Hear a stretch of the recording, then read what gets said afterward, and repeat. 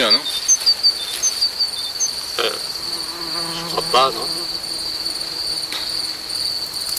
Bon, on rentre. Ouais.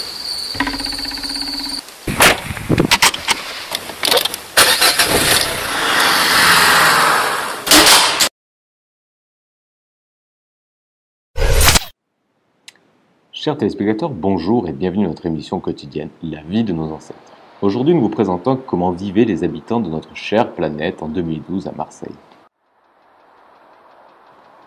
Le Vieux-Port est le plus ancien port de Marseille. Il a été jusqu'en 2123, avant son assèchement total, le centre historique et culturel de la ville depuis sa fondation durant l'Antiquité.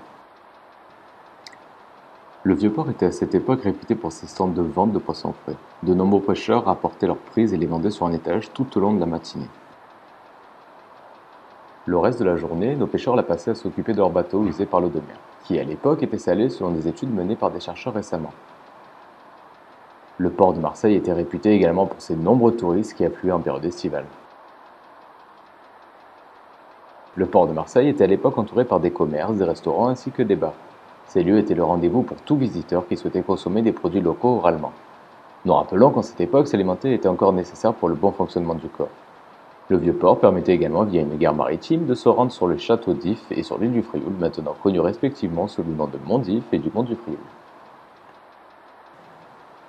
Marseille était également reconnu en cette époque pour son port autonome qui permettait aux voyageurs de se rendre dans diverses contrées grâce à des navires dits de croisière.